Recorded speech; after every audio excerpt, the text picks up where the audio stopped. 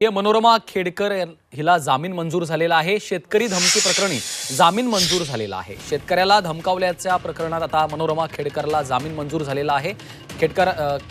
शेतकऱ्याला धमकावताना बंदूक दाखवण्याचं देखील प्रकरण प्रचंड गाजलं होतं आणि त्यानंतर आता आपण पाहतो की मनोरमा खेडकरला जामीन मंजूर झालेला आहे। शेतकऱ्याला धमकावल्या प्रकरणी जामीन मंजूर झालेला आहे।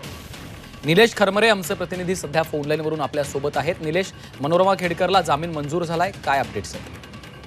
नक्कीच खरं तर त्यांना 14 दिवसांची न्यायालयीन कोठडी सुनावण्यात आलेली होती। खरं तर हे प्रकरण आहे ते मुळशीतील एका शेतकऱ्याला बंदूक दाखवून धमकावल्या प्रकरणी त्यांचा गुन्हा दाखल झाला होता। मात्र काल कोर्टामध्ये मोठ्या प्रमाणात युक्तिवाद झाला। त्यामध्ये मनोरमा खेडकर यांच्यावर जे कलम लावण्यात आली होती ते नॉन बेलेबल आहेत आणि त्यांच्या वयाचा विचार करावा, ते एज्युकेटेड आहेत असा युक्तिवाद त्यांच्या वकिलांनी केला होता। मात्र त्यावर सरकारी वकिलांनी त्यांना बेल मिळू नये अशी त्या ठिकाणी युक्तिवाद केला होता। मात्र त्यांच्या वयाचा विचार करून या ठिकाणी त्यांना काल जो युक्तिवाद झाला होता त्याचा निकाल होता तो आज राखीव ठेवला होता। मात्र आज कोर्टाने निकाल दिलेला आहे, त्यांना आज जामीन मंजूर झालेला आहे। महत्वाचं म्हणजे त्यांच्या वयाचा विचार करून जामीन मंजूर करण्यात आला आहे। तर एवढंच नाही तर आता यापुढे त्यांनी शस्त्र त्यांच्याकडे होतं, जी पिस्तूल होती, तो परवाना रद्द करण्यात येणाऱ्याच्या सूचनाही त्याच्यात देण्यात आलेल्या आहेत। मात्र अजून तो परवाना रद्द झाला नाही, पण तशा प्रोसेसला सुरुवात झालेली आहे।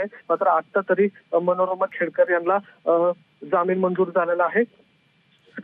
निश्चितच निलेश, ज्या शेतकऱ्याला बंदूक दाखवून धमकावलं होतं तो नेमका काय वाद होता, त्या संदर्भात काही माहिती?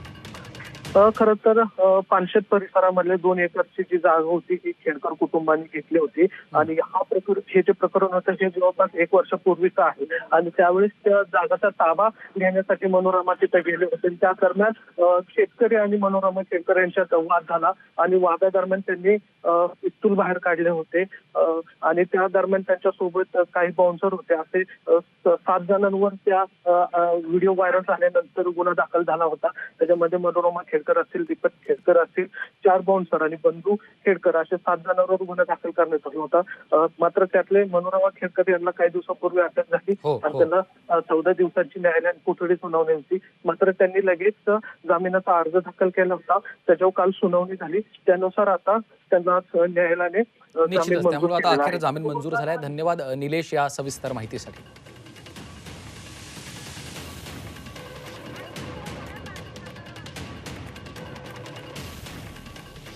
आपण पाहतोय अखेर मनोरमा खेडकरला जामीन मंजूर झालेला आहे। शेतकऱ्याला धमकावल्या प्रकरणी जामीन मंजूर झालाय।